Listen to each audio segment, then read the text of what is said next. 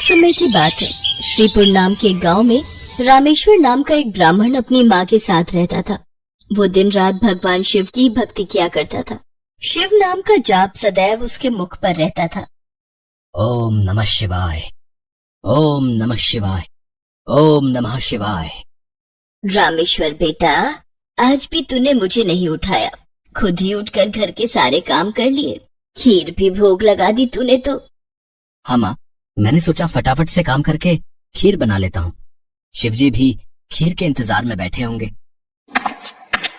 ये लो, भोग की खीर खाकर बताओ कैसी बनी है। रामेश्वर बेटा, इस खीर को तू बचपन से शिव जी को खिलाता आ रहा है। जब तेरे बापू जिंदा थे तब वो प्रसाद की खीर खिलाते थे और उनके जाने के बाद तूने ये नियम बना लिया। तेरी खीर बहुत ही स्वादिष्ट बनती है बेटे, और मुझे पता है भगवान शिव भी तेरे हाथों की खीर खाने के इंतजार में रहते होंगे।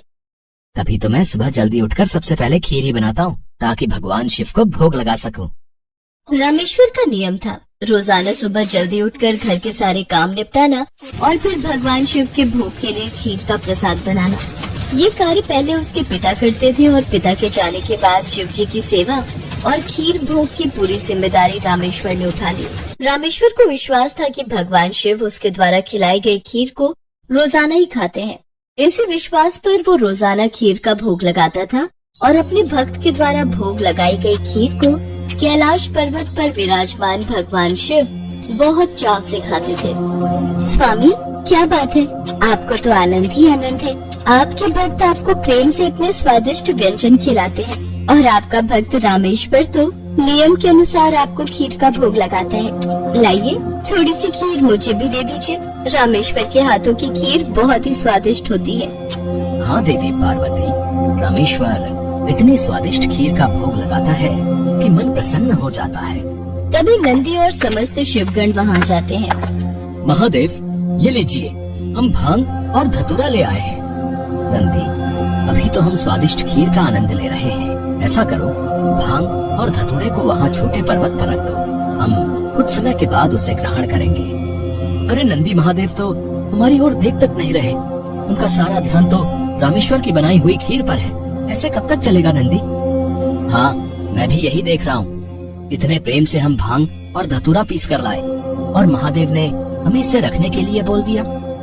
अरे नहीं नहीं, ऐसी बात नहीं है। महादेव ने बोला है कि हम उसे वहाँ रख दें, वो कुछ देर बाद उसे ग्रहण करेंगे। महादेव रोजाना रामेश्वर की भोग लगाई हुई खीर को बहुत चाव से खाते हैं। नंदी, मैं तो कई बार सोचता हूँ कि रामेश्वर की खीर में ऐसा क्या है कि भोलेनाथ सबसे पहले उसकी भोग लगाई खीर को ही खाते हैं और फिर और किसी तरफ उनका ध्यान ही नहीं जाता। तभी तो हम भांग धतूरा लेकर आए और उन्होंने बिना देखे ही इसे रखने के लिए बोल दिया। हाँ, कह तो तुम ठीक रहे हो भैरव। महादेव को भांग धतूरा इतना प्रिय है और रामेश्वर की खीर से ज्यादा उन्हें इस समय कुछ भी प्रिय नहीं लग रहा।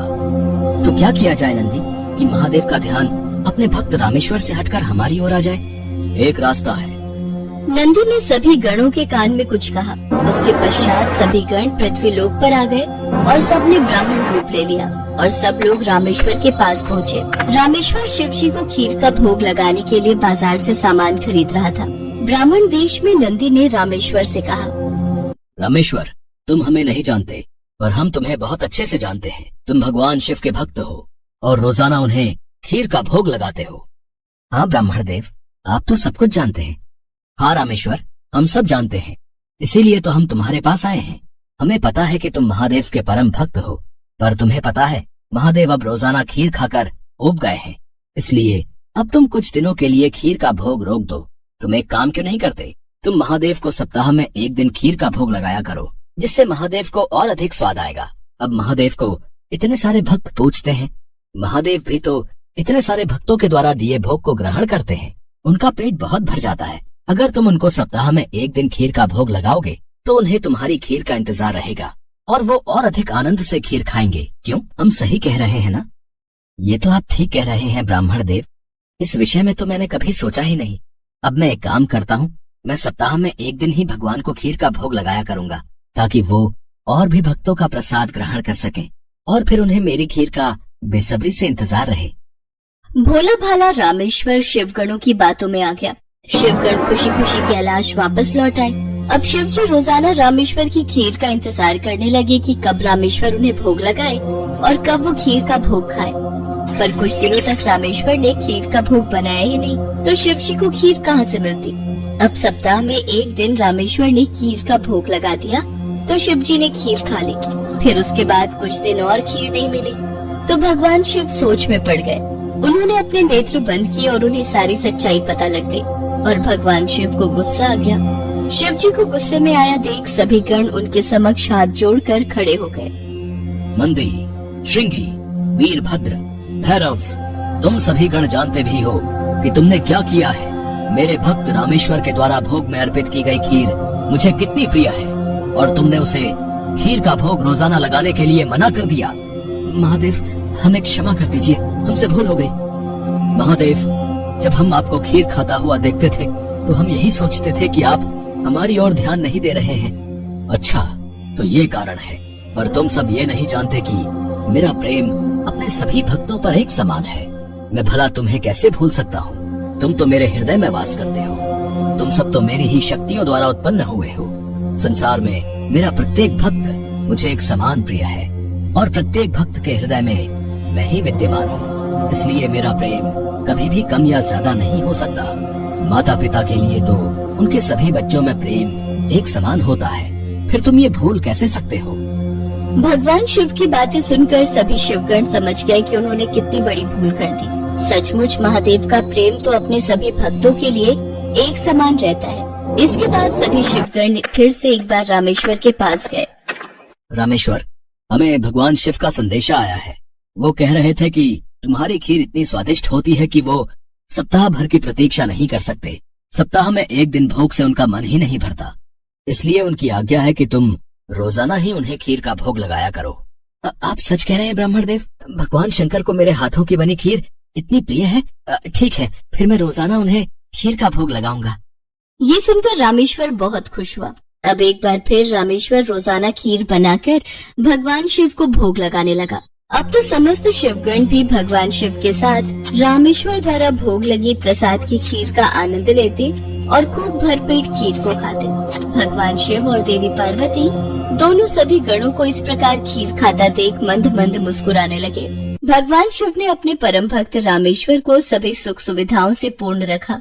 उसके जीवन में कभी भी कोई कठिनाई नहीं आई। रामेश्वर का विवाह एक बहुत ही सुशील कन्या के साथ हुआ। उसके घर में 2 बच्चों का जन्म हुआ। अपने परिवार के साथ संपूर्ण जीवन खुशी खुशी व्यतीत करके रामेश्वर अंत में मोक्ष को प्राप्त हुआ।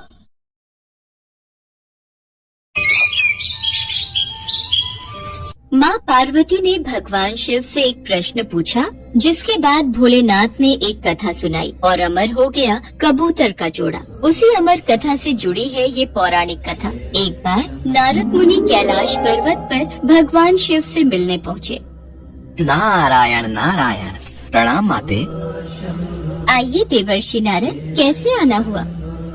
माते, मैं तो भगवान शिव और आपके दर्शन करने आया हूँ, पर महादेव कहीं दिखाई नहीं दे रहे। वे तो भ्रमण के लिए गए हैं, कुछ देर में लौटेंगे।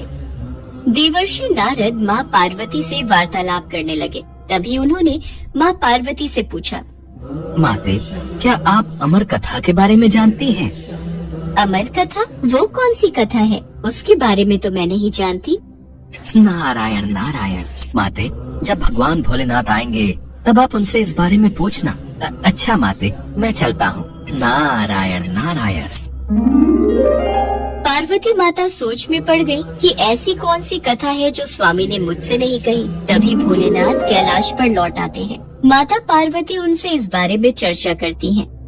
प्रभु, आपने मुझे कभी अमर कथा के बारे में क्यों नहीं बताया? मुझे आज और अभी अमर कथा सुननी है। ठीक है देवी, मैं आपको आज अमर कथा सुनाऊंगा, परंतु उसके कुछ नियमों का पालन आपको करना पड़ेगा। अमर कथा के दौरान आपको एक क्षण के लिए भी सोना नहीं है। आप बीच बीच में हुंकार भरती रहना, ताकि मुझे आभास रहे कि आप कथा सुन रही हैं, क्योंकि मेरे नेत्र भी उस क्षण बंद रहेंगे। ठीक है स्वामी, मैं ऐसा ही करूँगी। भगवान शंकर ने माता पार्वती से एकांत और गुप्त स्थान पर अमर कथा सुनने को कहा, जिससे कि अमर कथा कोई अन्य जीव न सुन पाए, क्योंकि जो कोई भी इस अमर कथा को सुन लेता है वो अमर हो जाता। इसके पश्चात शिवजी देवी पार्वती को अमर कथा कहने एक गुफा में ले गए। पुराणों में कहा जाता है शिवजी ने देवी पार्वती को अमरनाथ की गुफा में अपनी साधना की अमर कथा सुनाई थी, जिसे हम अमृतत्व कहते हैं। प्रचलित कथा के अनुसार भगवान भोलेनाथ ने अपनी सवारी नंदी को पहलगाम पर छोड़ दिया, जटाओं से चंद्रमा को चंदनवाड़ी में अलग कर दिया और गंगा जी को पंचतरणी में तथा कंठाभूषण सर्पों को शेषनाग पर छोड़ दिया। इस प्रकार इस पड़ाव का नाम शेषनाग पड़ा। अगला पड़ाव गणेश पड़ता है। इस स्थान पर भोलेनाथ ने अपने पुत्र गणेश को भी छोड़ दिया था, जिसको महागुणा का पर्वत भी कहा जाता है। पिस्सू घाटी में पिस्सू नामक कीड़े को भी त्याग दिया। इस प्रकार महादेव ने जीवनदायिनी पांचों तत्वों को भी अपने से अलग कर दिया। इसके बाद माँ पार्वती सहित उन्होंने गुप्त गुफा में प्रवेश किया और अमर कथा माँ पार्वती को सुनाने लगे।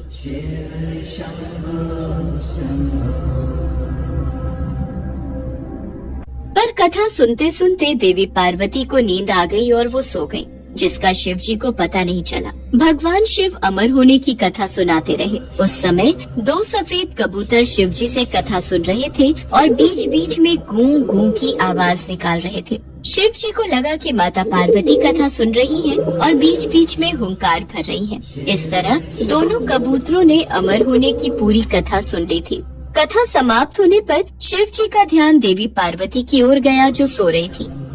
अरे, देवी पार्वती तो गहरी निद्रा में है, तो फिर यह हुंकार कौन भर रहा था? अचानक महादेव की दृष्टि अमर कथा को सुनते उन कबूतरों पर पड़ी, तो वे क्रोधित हो गए और उन्हें मारने के लिए आगे बढ़े। मेरे क्रोध से तुम दोनों को कोई नहीं बचा सकता। तुम्हें इसका दंड अवश्य मिलेगा। हे प्रभु, हमें क्षमा कीजिए। हमने अनजाने में ही भूल की और हमने आपसे अमर होने की कथा सुनी है। यदि आप हमें मार देंगे तो अमर होने की ये कथा झूठी हो जाएगी। इस पर भगवान शिव का क्रोध शांत हो गया। प्रभु, इन दोनों का इसमें कोई दोष नहीं। मैं गहरी निद्रा में सो गई थी। मैंने आपके आदेश का पालन नहीं किया, इसलिए इन दोनों को क्षमा कर दीजिए। भगवान शिव जानते थे कि अनजाने ही सही पर कबूतरों ने अमर कथा को सुन लिया था, इसलिए वे दोनों अमर हो चुके हैं। इस पर महादेव ने कबूतरों को जीवित छोड़ दिया। भगवान शिव के आशीर्वाद से वो कबूतर का जोड़ा अजर अमर हो गया। कहते हैं आज भी इन दोनों कबूतरों का दर्शन भक्तों को इस गुफा में प्राप्त होता है और तब से ये गुफा अमर कथा की साक्षी हो गई व इसका नाम अमरनाथ गुफा के नाम से प्रसिद्ध हो गया।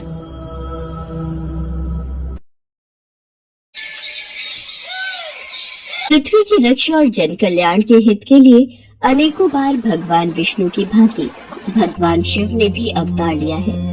भगवान शिव द्वारा लिया गया ऐसा ही एक अवतार है बटुक अवतार। बटुक का अर्थ होता है छोटा बच्चा। पौराणिक कथा के अनुसार एक बार माँ पार्वती की पुत्री अशोक सुंदरी ने हुंड नामक दैत्य को अपनी बाल्यावस्था में एक श्राप दिया था कि उसकी मृत्यु अशोक सुंदरी के होने वाले पति नहुष के हाथों ही होगी। इसलिए बाल्यावस्था में ही हुंड ने नहुष का वध करने की योजना बनाई। मैं अशोक सुंदरी के श्राप को सिद्ध होने से पहले ही नष्ट कर दूंगा। मैं बाल्यावस्था में ही नहुष और अशोक सुंदरी का वध कर दूंगा। मुझे ये बात माताश्री को बतानी होगी। माताश्री, माताश्री, आप कहाँ हो?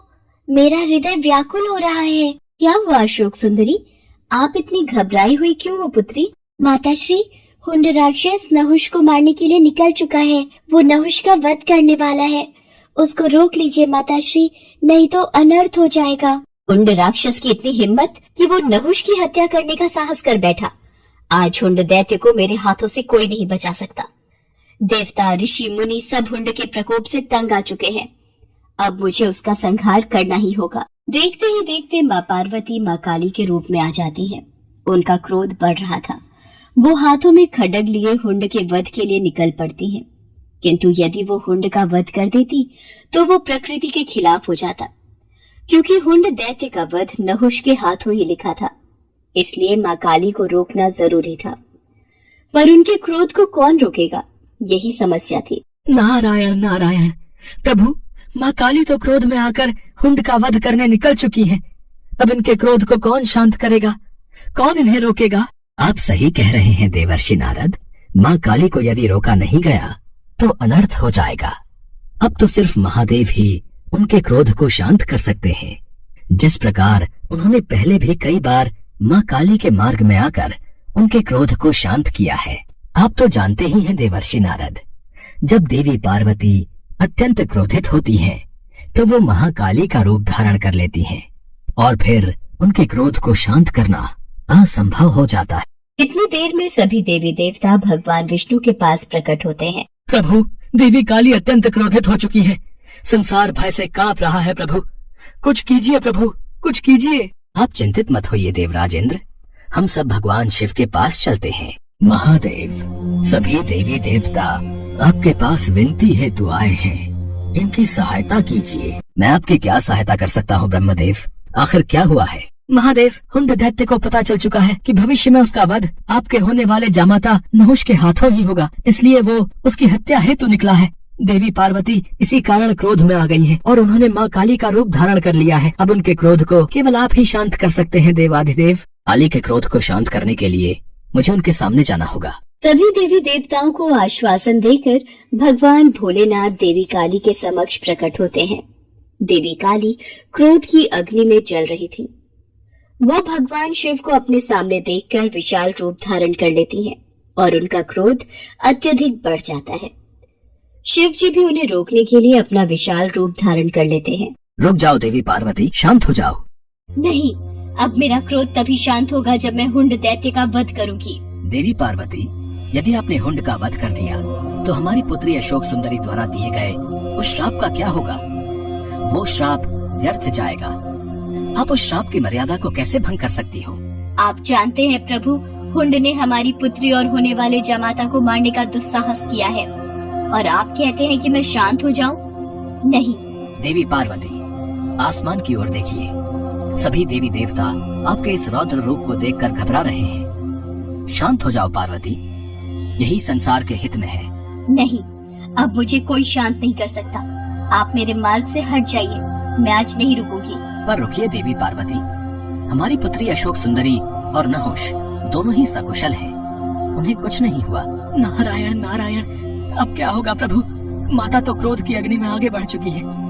अब महादेव माता को कैसे शांत करेंगे? उन्होंने तो महादेव की बात को मानने से भी इनकार कर दिया है। देवर्षि नारद, भगवान शिव के होते हुए हमें चिंता करने की कोई आवश्यकता नहीं है। वो देवी काली के क्रोध को शांत अवश्य करेंगे, आप निश्चिंत रहिए। माँ काली क्रोध में आगे बढ़ती जा रही थी। तभी उन्हें एक बालक के रोने की आवाज सुनाई दी। वास्तव में वो बालक कोई और नहीं बल्कि महादेव का ही अवतार था, जो हूबहू दिखने में महादेव की तरह ही था। अपने बाल रूप में महादेव रोए जा रहे थे। उनका रोना बंद नहीं हो रहा था। लगातार रोते बच्चे की आवाज को सुनकर माँ काली रुक जाती है। बच्चे का रोना माँ काली से देखा नहीं गया। वो उस बालक के पास जाती है। छोटे से बालक को रोता हुआ देख माँ काली से रहा नहीं जाता और वो उस बालक को गोद में उठा लेती है। ये बालक क्यों रो रहा है? ये बालक तो चुप ही नहीं हो रहा।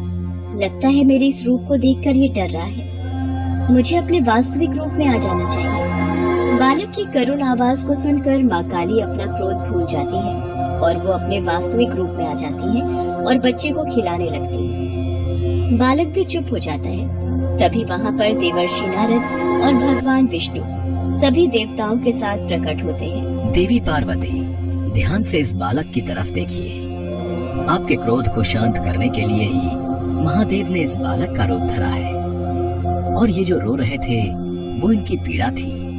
ये जानते थे कि आप इस समय अत्यंत दुखी हैं और आपने अपने क्रोध को और आपने अपने दुख को क्रोध में परिवर्तित कर लिया है और क्रोध विनाशकारी होता है। ये तो आपको परिचित है देवी पार्वती, इसलिए आपके क्रोध को शांत करने के लिए ही महादेव ने इस बालक का रूप धरा था। आज ये सिद्ध हो गया कि अत्यंत क्रोध को अत्यंत प्रेम भाव से ही शांत किया जा सकता है। महादेव, आज से आपके इस बाल रूप को बटुक अवतार के रूप में जाना जाएगा।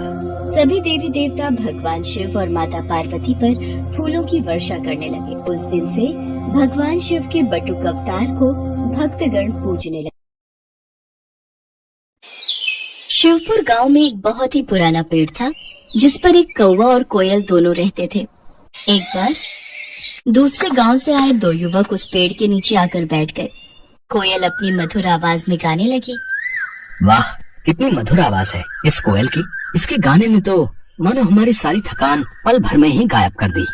कितना आनंद आ रहा है इसका गीत सुनकर। ऐसा लग रहा है ये सारा दिन ऐसे ही गाती रहे और हम इसके मधुर गीतों में खोए रहें। कुछ देर गाने के बाद कोयल चुप हो जाती है। तभी कौवा काय काय करना शुरू कर देता है। इस कौवे ने तो सारा मजा ही किरकिरा कर दिया। कौवे की कर्कश आवाज सुनकर उन दोनों राहगीरों ने पेड़ पर पत्थर मारना शुरू कर दिया। कौवा डर कर वहाँ से भाग गया। कुछ देर बाद जब वो दोनों वहाँ से चले गए, तब कौवा आकर उस पेड़ पर वापस बैठ गया। कौवा रोते हुए कोयल से कहने लगा, भगवान ने मेरे साथ बड़ा ही अन्याय किया है। ऐसा क्यों कहते हो? तुम्हारे साथ कौन सा अन्याय हुआ है? देखो ना बहन, एक तो भगवान ने मुझे इतना काला रंग दे दिया और ऊपर से आवाज भी कर्कश वाली दे दी। जहाँ भी बैठकर कुछ बोलना चाहूँ तो लोग आवाज सुनकर पत्थर मारने लगते हैं।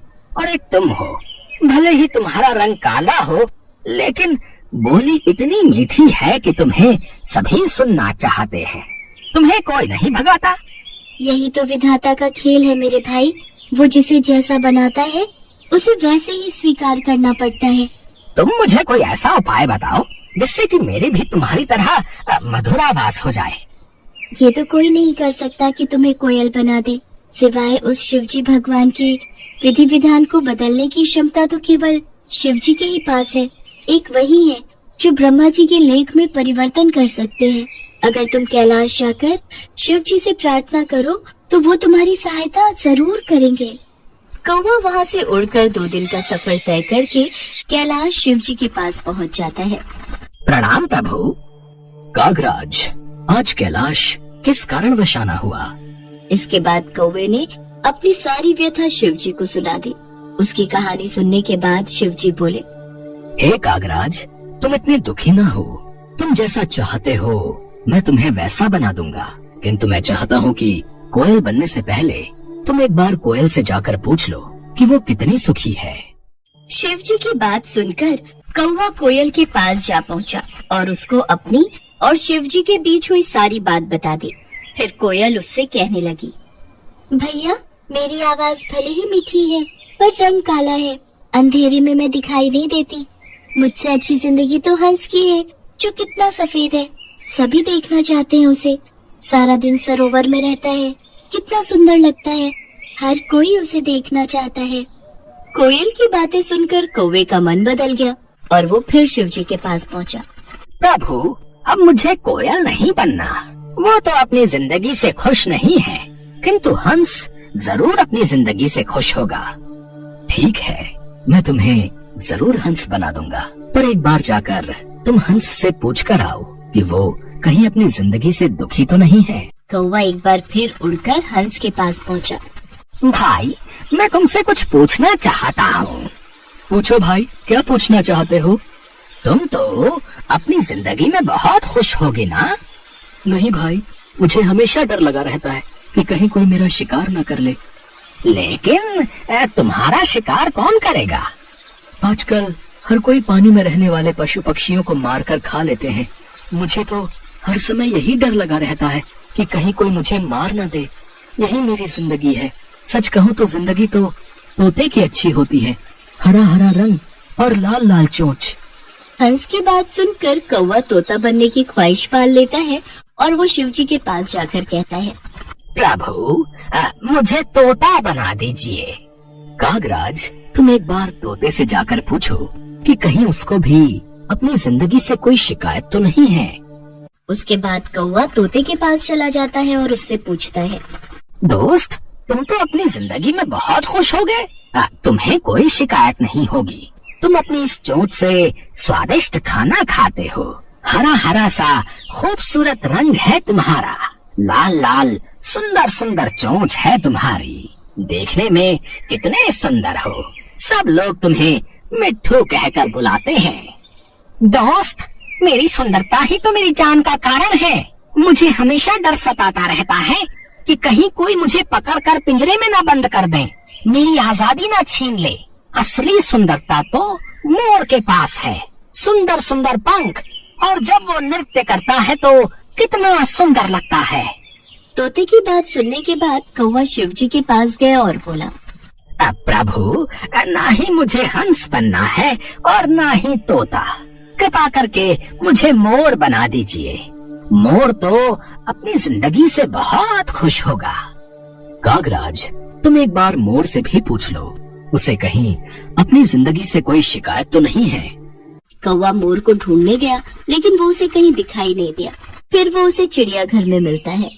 भाई, तुम दिखने में कितने सुंदर हो। जब तुम नाचते हो तो तुम्हारी खूबसूरती में चार चांद लग जाते हैं। लोग तो तुम्हारे साथ फोटो खींचने में कितने खुश रहते हैं। और एक मैं काला कलूटा, अगर मैं किसी की छत पर भी बैठ जाऊं तो वो मुझे वहाँ से भगा देते हैं। अरे काहे की सुंदरता, इसी सुंदरता के कारण तो आज मैं पिंजरे में कैद हूँ। अगर बाहर रहता हूँ तो हर समय डर रहता है कि कब न जाने कौन आकर मेरे पंख नोच ले, कहीं कोई मेरा शिकार न कर ले। सबसे अच्छी जिंदगी तो तुम्हारी है, ना ही तुम्हें कोई पकड़ता है और ना ही तुम्हारा शिकार करता है। अपनी आजादी में रहते हो, लेकिन फिर भी न जाने क्यों तुम्हें खुद से शिकायत रहती है कि तुम्हारा रंग काला है और आवाज बेकार है। सच कहूँ तो यही तुम्हारा सुरक्षा कवच है।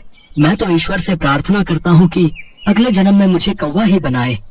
मोर की बातों को सुनकर अब कौवे को समझ में आ चुका था कि ईश्वर वही करता है जो तुम्हारे लिए अच्छा होता है, न कि वो जो तुम्हें पसंद हो। ये सोचकर कौवा फिर शिव जी के पास पहुंचा और कहने लगा, प्रभु, मुझे ना तो तोता बनना है, न कोयल, न हंस और न मोर। मैं जैसा हूँ मैं वैसा ही ठीक हूँ प्रभु। शिव जी उसकी बातें सुनकर हंसते हैं और कहते हैं, कागराज, यही तो मैं तुम्हें समझाना चाहता था।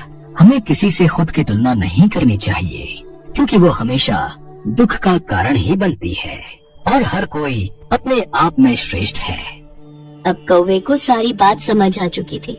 वो शिव जी से आज्ञा लेकर खुशी खुशी वापस कोयल के पास लौट जाता है। भगवान शिव को ये बात पता नहीं थी कि उनका एक पुत्र है जिसका निर्माण माता पार्वती ने किया है। भगवान शिव माता पार्वती से मिलने आने वाले होते हैं। ये खबर सुनकर माता पार्वती स्नान करने चली जाती हैं, लेकिन उस समय कोई गुण उपस्थित न होने के कारण वो गणेश को बाहर पहरेदारी के लिए खड़ा करके जाती हैं कि कोई अन्य अंदर प्रवेश न कर सके। इसके पश्चात भगवान शिव वहाँ पहुँचते हैं और अपनी गुफा में जाने का प्रयास करते हैं। गणेश जो द्वार पर पहरेदारी कर रहे होते हैं, वो शिव जी को अंदर जाने से रोकते हैं। शिव जी को आश्चर्य होता है कि ये बालक कौन है जो उन्हें उनके ही निवास स्थान पर जाने से रोक रहा है। कौन हो तुम धूर्त बालक, जो इस तरह से बात कर रहे हो? हम स्वयं ही भीतर जाकर देवी पार्वती से पूछते हैं, ये कौन बालक हमारे द्वार पर हमारा रास्ता रोक कर खड़ा है? रुकिए, आपको भीतर जाने की अनुमति नहीं है। मेरी माता श्री का आदेश है कि कोई भी भीतर न जाने पाए, और जब तक वो नहीं कहती मैं किसी को भी इस महल के भीतर नहीं जाने दूंगा। बालक, हमें क्रोध मत दिलाओ, हमारे सामने से हट जाओ, वरना हमारे क्रोध को तुम नहीं जानते हो। और आप मुझे नहीं जानते, मेरे होते हुए इस द्वार को कोई नहीं लांघ सकता। तो फिर आज हमारे हाथों तेरा वध होगा। ले बचा अपने आप को हमारे इस वार से। अच्छा, तो आप युद्ध करना चाहते हैं तो ये भी हो जाए। इसी बात पर गणेश जी और शिव जी में युद्ध प्रारंभ हो जाता है। युद्ध में भगवान शिव अपने त्रिशूल से गणेश का सिर धड़ से अलग कर देते हैं। सभी देवता भी वहाँ उपस्थित होते हैं और उन्हें भी इस बात का अंदाजा नहीं होता है कि गणेश कौन है। सबकी आवाजें सुनकर माता पार्वती बाहर आती हैं और ये देखती हैं कि उनके पुत्र का धड़ अलग और सिर अलग है। माता पार्वती क्रोध से भर गई और शेर सवारी माँ दुर्गा के रूप में आ गई। उन्होंने अपनी सभी शक्तियों को प्रकट कर प्रलय मचाने का आदेश दिया। शैलपुत्री, ब्रह्मचारिणी, कुष्मांडा, स्कंद माता, कात्यायनी, कालरात्रि, महागौरी, सिद्धिदात्री, मेरे 9 रूप, मेरी 9 शक्तियाँ प्रकट हो। देखते ही देखते माँ दुर्गा के 9 रूप 9 देवियाँ प्रकट हो गयी। मेरी शक्तियों सारे संसार में प्रलय मचा दो, सबसे पहले उनका विध्वंस करो, जो मेरे पुत्र को मारकर आनंद मना रहे हैं, विजय उत्सव मना रहे हैं। स्वजन परिजन का भेद भुलाकर जो मिले उन्हें तुरंत यमपुरी पहुंचा दो।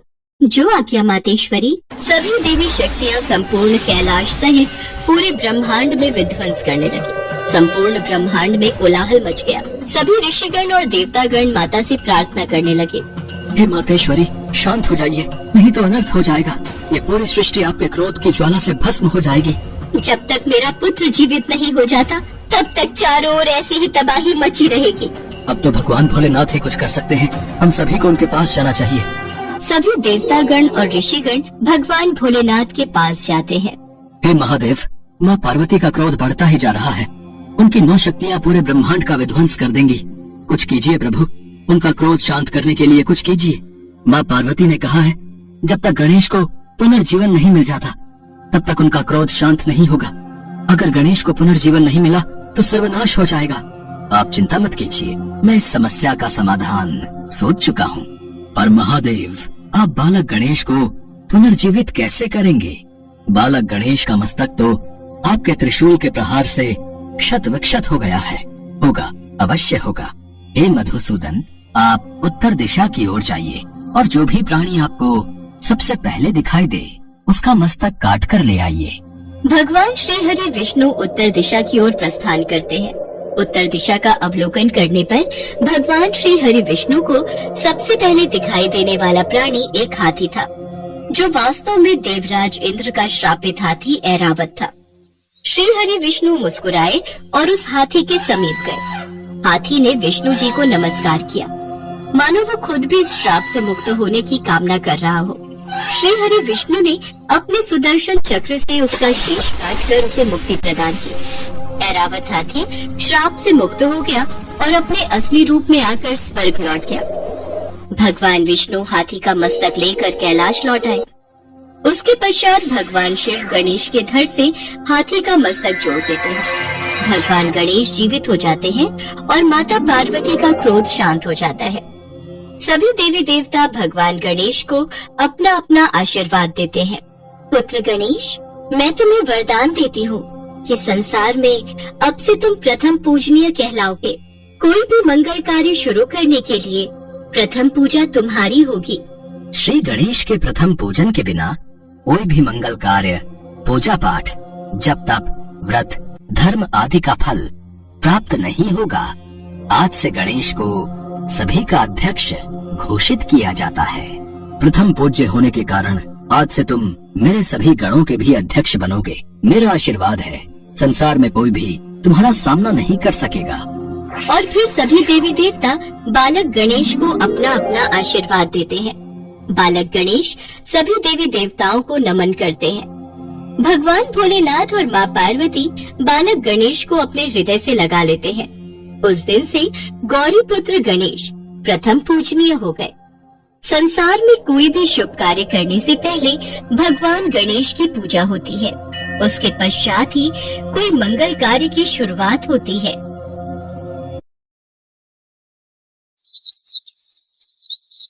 एक बार माँ पार्वती कैलाश पर भ्रमण कर रही थी। तभी उनकी नजर पृथ्वी लोक पर पड़ी।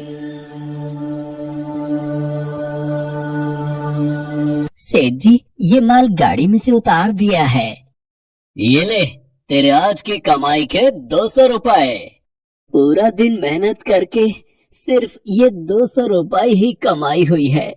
अब इसमें से 50 रुपए दूध के, 50 रुपए सब्जी के, बाकी बचे 100 रुपए जो पूरे 3 दिन चलाने हैं।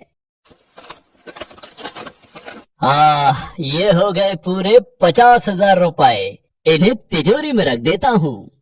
नहीं भैया, ये बहुत महंगी साड़ी है, कोई सस्ती सी दिखा दो। हाँ, ये 150 रुपए वाली ठीक है। भैया, ये तीनों साड़ी पैक कर दो। ये लो 5,000 रुपए। माँ पार्वती गरीब और अमीर दोनों को देख रही थी। आखिर जिसे जो चाहिए उसे मिलता नहीं, और जिसके पास पहले से हो उसे और मिल जाता है। इस प्रश्न का उत्तर तो महादेव ही दे सकते हैं। धरती का ये नजारा देखकर माँ पार्वती भगवान शंकर के पास जाती। महादेव, मैंने देखा है कि धरती पर जो व्यक्ति पहले से ही गरीब और दुखी है, उसे और ज्यादा दुख मिलता है, और जो सुख में है आप उसे दुख नहीं देते। ऐसा क्यों?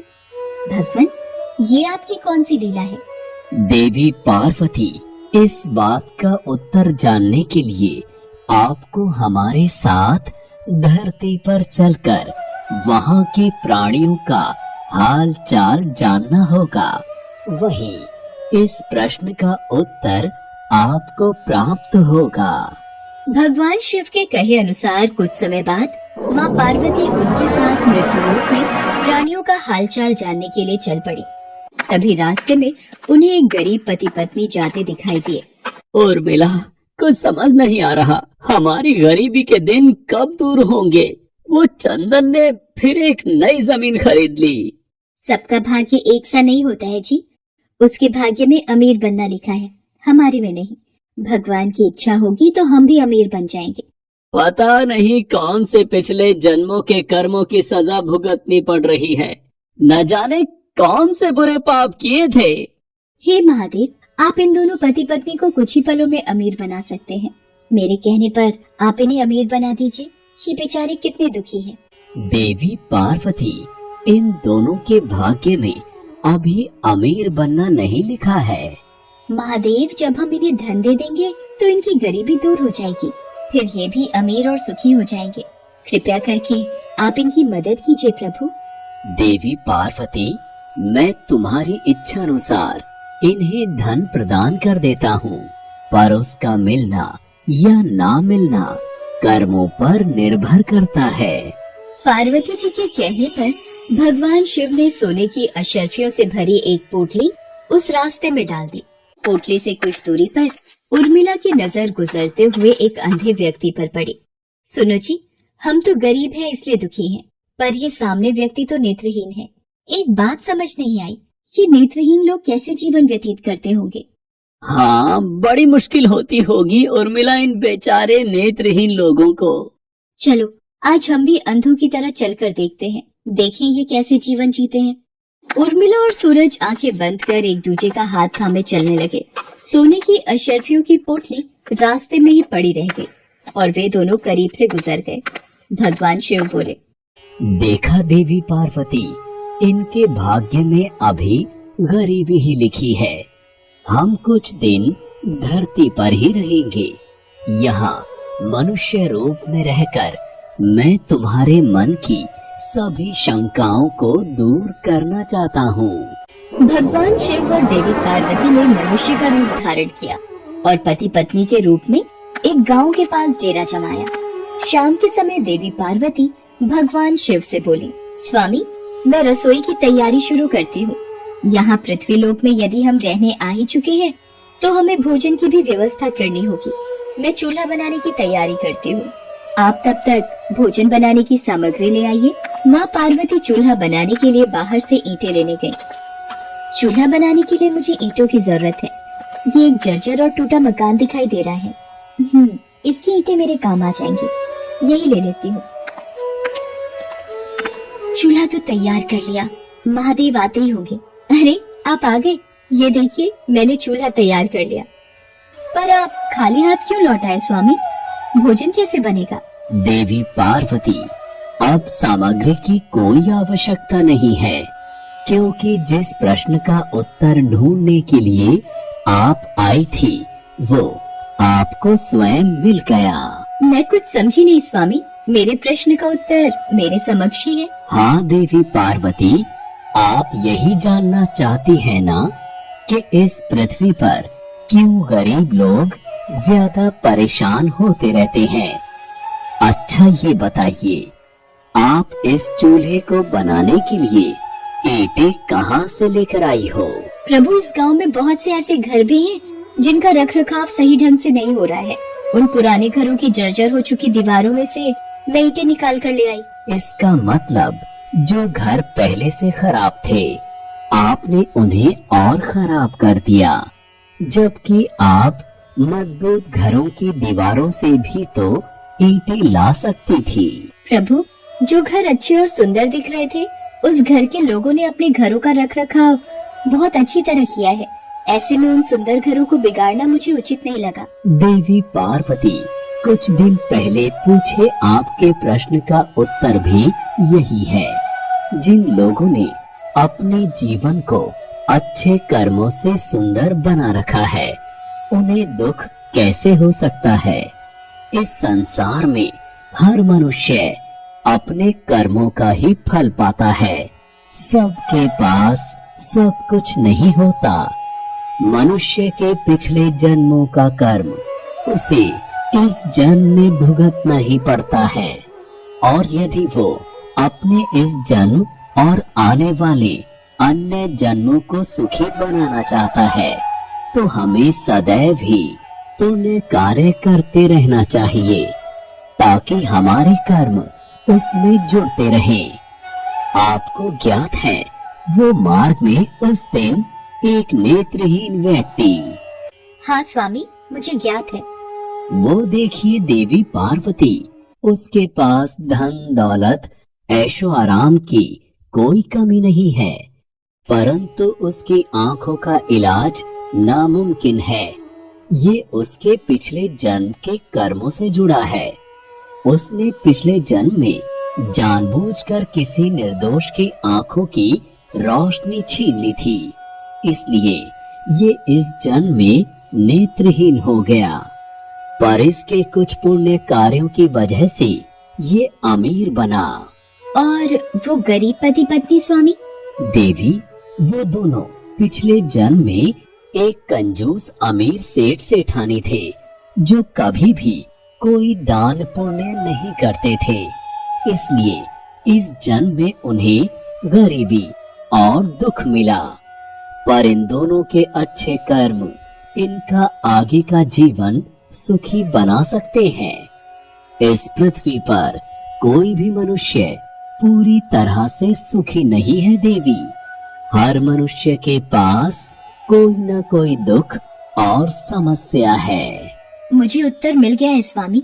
इस पृथ्वी पर सुखपूर्वक जीवन यापन करने के लिए मनुष्य को अपने द्वारा अच्छे कर्म करने चाहिए, ताकि उसे उसके पिछले बुरे कर्मों का फल न भुगतना पड़े, और फिर अपने प्रश्नों का उत्तर पाकर देवी पार्वती भगवान शंकर के साथ अपने रूप में आकर कैलाश वापस लौट गईं।